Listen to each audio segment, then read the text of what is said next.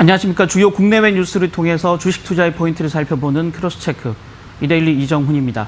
저희 준비한 기사 살펴보시겠습니다. 작년 올 초반까지만 해도 굉장히 호조를 보였던 IT주가 집중적으로 편입되어 있는 IT 펀드들이 최근에 또 많이 하락하고 있다. 이건 시장 상황 다 아실 내용인데요. 한번 좀 라운드업 해보겠고요. 어제 트럼프 대통령이 발표한 유럽 입국 금지에 대한 얘기들 함께 좀 살펴보시겠고요. 다시 이제 서서히 고개를 들고 있는 10년 주기의 위기설에 대한 얘기들 함께 좀 살펴보시겠습니다. 기사 본문 보실 텐데요.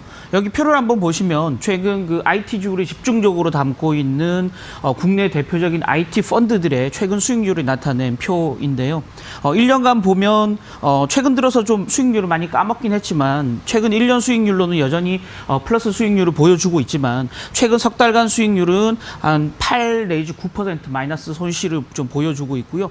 특히 최근 한 달간은 거의 두 자릿수가 넘어가는 손실률을 지금 보여주고 있다는 겁니다. 잘 아시다시피 국내뿐만이 아니고 미국 시장에서의 대표적인 IT주들 굉장히 시장 전체 밸류에이션 PER보다 굉장히 높은 수준의 밸류에이션을 받고 있었다 보니까 이 코로나 사태로 인해서 가장 직격탄을 맞았고요.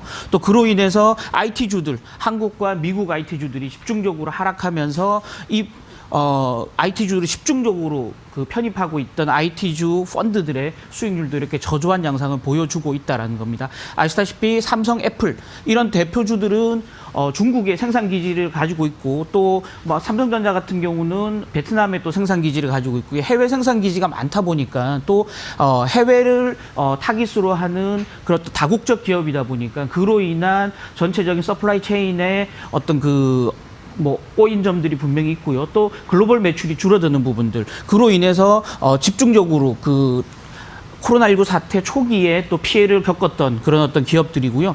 또 상대적으로 시장 대비 밸류에이션이 굉장히 높다 보니까 그동안 가파랐던 주가 상승세의 조정 부분들이 일정 부분 나타나고 있다는 겁니다. 지금 이미 수익을 낸 펀드들 같은 경우는 펀드의 전체적으로 IT주 비중을 조금씩 줄이고 있는 상황, 그리고 손실이 나고 있는 펀드들 같은 경우는 로스컷을 할 수밖에 없는 구조까지 지금 가고 있다는 겁니다. 그러다 보니까 매물이 계속 부르는 양상으로 이렇게 주가가 좀 많이 빠지고 있다는 건데요. 특히나 지금 국내에서 2천억 이상이 유입됐던 피델리티 IT 펀드 같은 경우는 몸집은 많이 불렸지만 수익률은 굉장히 저조한 양상을 보여주고 있다는 겁니다.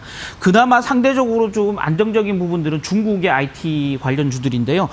최근 아시다시피 알리바바를 비롯한 이런 텐센트 이런 중국 기업들의 중국 IT 기업들의 주가는 상대적으로 좀 선방하고 있는 양상인데요. 여기 기사를 보시면 상대적으로 미국에 비해서는 밸류에이션 부담이 좀 적었다라는 겁니다. 특히나 미중 간 무역 전쟁으로 인해서 조기에 중국 IT주들은 좀 조정을 이미 받았던 상태이기 때문에 지금 상황에 코로나19 사태로 인한 리스크는 상대적으로 좀 적게 반영되고 있다라는 거고요. 특히나 중국 당국의 주도를 통해서 IT나 플랫폼 관련 신경제 성장 모델을 지속적으로 추진하고 있다라는 점들이 향후에도 여전히 중장기적인 성장을 담보해주고 있다라는 점들이 중국 IT주들의 상대적인 하방 경직성을 좀 보여준다라는 겁니다. 실제 중국 IT 펀드들이 집중적으로 매집하고 있는 한국 투자의 중국 4차 산업혁명 관련 IT 펀드 같은 경우는 최근 석 달간 수익률은 7.5% 플러스를 보여주고 있고요. 최근 한 달간도 마이너스 한 4% 정도에 불과한 상대적으로 선방하는 양상을 좀 보여주고 있다는 겁니다. 그렇다 그러면 IT주 또 IT주를 담고 있는 IT 펀드가 어느 시점쯤에 반등할 수 있을 것인가? 전문가들은 대체로 하반기쯤이면 반등 시그널이 올 것이다라고 지금 보여지고 있는 상황이고요.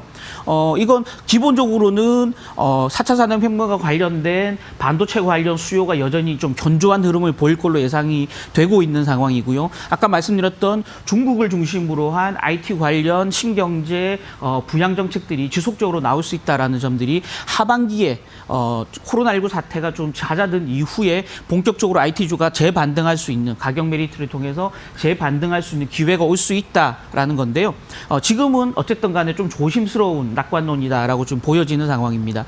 지금 IT주가 주가가 최근에 많이 빠지면서 전체적으로 밸류에이션 매력이 조금 살아났고요. 여전히 기업들의 실적이나 이런 성장성 면에서 펀더멘털이 굉장히 양호하다라는 점에서 하반기 주가 반등을 좀 기대하는 부분들이 굉장히 있다. 라는 겁니다. 특히나 그 4월부터 중국의 IT 경기가 살아나올 수 있다라는 지표들이 조금씩 나타나고 있는 상황이기 때문에 대표적인 IT주를 중심으로 한 반등세가 좀 기대되는 부분이다라고 지금 말씀드릴 수 있다라는 겁니다. 다음 뉴스 잠깐 보실 텐데요. 다음 뉴스는 어제 트럼프 대통령의 대국민 담화 얘기입니다. 시장에서는 사실은 트럼프 대통령의 대국민 담화 큰 기대를 걸었기 때문에 담화문 발표 이후에 오히려 주가가 가파르게 하락하는 양상을 보였었는데요. 핵심적인 부분은 WHO가 팬데믹 선언한 이후에 트럼프 대통령이 미국 내에서의 방역 조치를 어떻게 할 것인가에 대한 그 대국민 담화에 집중된 어제 내용이었다라는 점에서 보면 섣불리 지금 트럼프 정책에 대해서 실망하기는 좀 이르다. 다만 어제 발표된 내용들에 대해서는 조금 관심을 가지고 지켜볼 부분이 있다는 겁니다. 지금 미국 국무부가 코로나19에 대해서 발동하고 있는 여행 정부는 크게 4단계로 되어 있는데요. 지금 4단계는 전면적인 여행 금지 조치를 취하고 있는 국가들입니다. 중국하고 이란 두 나라인데요. 여기에 지금 유럽이 지금 포함됐다라고 볼 수 있을 것 같습니다. 지금 현재로서는 전면적인 입국 금지는 아니지만 사실상 입국 절차를 굉장히 까다롭게 하면서 사실상의 입국 금지 조치를 취했다라는 게 미국 현지 언론들의 대체적인 관측이고요. 앞으로 30일간 한 달간은 그 미국인들의 유럽 출장이나 유럽 여행 또 유럽인들의 미국 내 입국 등이 완전 차단될 가능성이 굉장히 크다. 그래서 미국뿐만이 아니고요. 지금 EU 또 여행 전면 금지 조치를 취하고 있는 중국 합치면 거의 전 세계 GDP 비중이 한 60% 가까이가 서로 간에 그 어떤 장벽을 쌓고 서로 인적 교류를 차단하는 조치를 취하고 있다라는 점들이 엄청난 좀 부담 요인이 될 수 있을 것 같습니다. 실질적으로 이런 부분들이 글로벌 교역량을 떨어뜨리고 어제 간밤에 국제항공협회가 발표했지만 여행 산업이라든지 항공 산업에 직접적인 치명타가 될 수 있다라는 점에서 굉장히 우려감을 높이는 부분이다. 다만 미국 내에서도 사실은 별다른 선택지가 없었다라는 거죠. 여기 기사를 한번 보시면 미국 내에서 이미 41개 주에서 코로나19 사태 확진자가 1,300명이 넘게 나오고 있는 상황이고요. 워싱턴 DC, 미국 행정의 중심인 워싱턴 DC 같은 경우는 비상사태를 이미 선언한 상태입니다. 그럴 정도로 미국 내에서 확진자가 빠르게 증가하고 있다라는 부분들이 미국 내에서도 방역에 치중할 수밖에 없는 그런 어떤 선택을 만드는 요인이 됐다라는 거고요.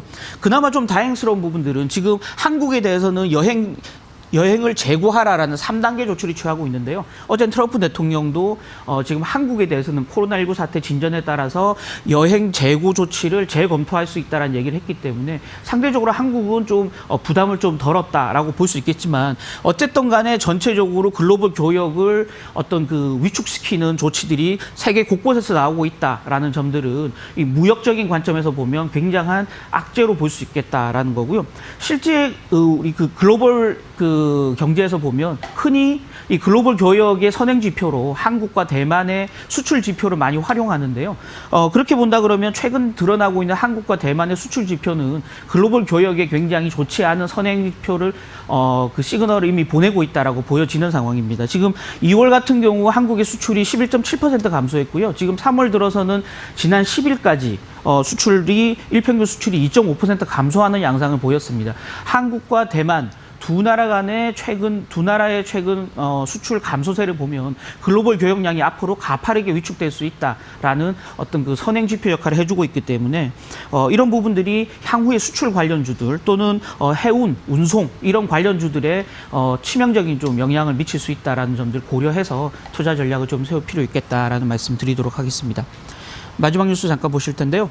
마지막 뉴스는 뭐 이건 사실은 어떤 그 정설로는 나타나 있지 않지만 우리는 통상 한 10년에 한 번 정도로의 큰 위기가 닥친다라는 10년 위기 주기설을 많이들 얘기하는데요. 실질적으로 1997년 한국을 비롯한 동아시아가 중심이 됐던 외환 위기, 또 2008년 미국 서프라임 모기지 이후 사태의 글로벌 금융위기, 또 최근 2022년에 나타나고 있는 코로나19 사태, 이것들이 10년 주기로 나타나는 글로벌 위기의 신호탄이 아닌가라는 어떤 위기감들이 커지고 있다는 겁니다. 그전만 해도 사실은 코로나19 사태는 과거에 지속적으로 발생했던 감염병 중에 하나, 라고 지금 그 얘기가 됐었는데요. 최근 들어서 코로나19 사태가 복합 위기 양상으로 가면서 이게 단순한 감염병 사태가 아니고 과거에 나타났던 이런 금융위기, 글로벌 금융위기의 하나가 되지 않겠냐라는 우려감들이 커지고 있다는 거죠. 특히나 더 우려스러운 부분들이 이런 부분들입니다.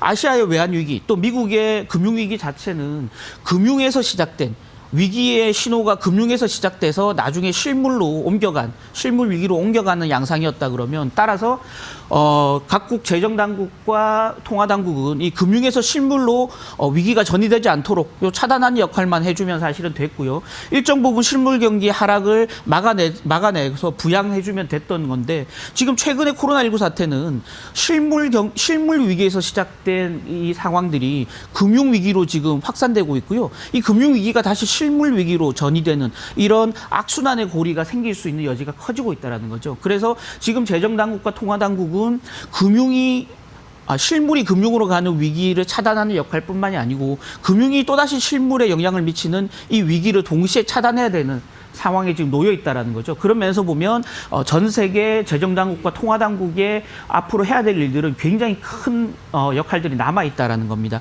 실제 이 과거 상황들 한번 보시면 1997년 외환위기 때 고점 대비 저점까지 1년 정도 기간 동안 코스피 지수는 한 63% 이상 하락을 했고요. 실제 이 다음에 회복세가 나타나면서 1년간 200%가 넘는 코스피 상승률을 기록하긴 했습니다.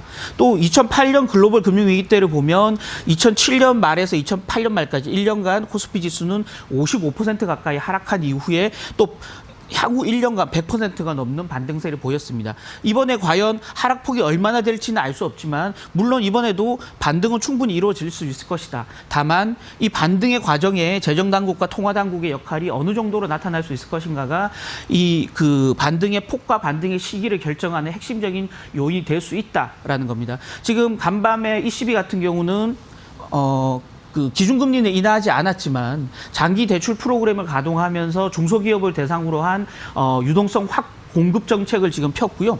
지금 미국 같은 경우도 뉴욕 연방준비은행이 총 100조 원에 이르는 유동성 자금을 지금 쏟아부은 상황입니다. 어저께 한국은행 같은 경우도 금통위를 열어서 기준금리 인하는 아직 4월로 넘어가야 되겠지만요. 한국은행 같은 경우도 담보 적격 대출을 확대하는 정책을 폈습니다. 상금채라든지 산업은행이 발행하는 상금채라든지 IBK 기업은행이 발행하는 중기채라든지 이런 그다음에는 금융공사가 발행하는 MBS 이런 것들을 적격 담보대출로 확대 적용해서 은행들이 이런 채권들을 담보로 해서 한국은행으로부터 대출을 받아갈 수 있는 따라서 은행들의 유동성을 늘려줄 수 있는 조치를 어제 한국은행이 취했고요.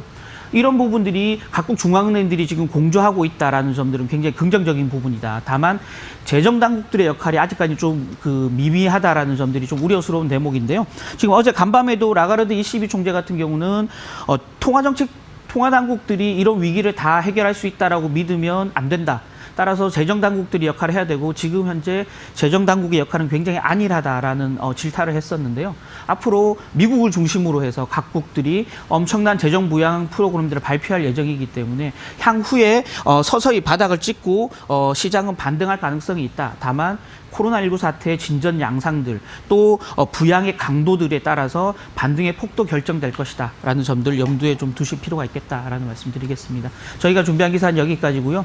이제 주말을 맞고 있는 금요일입니다. 뉴욕 증시는 또 폭락을 했고요. 시장 상황은 굉장히 암울한 상황입니다.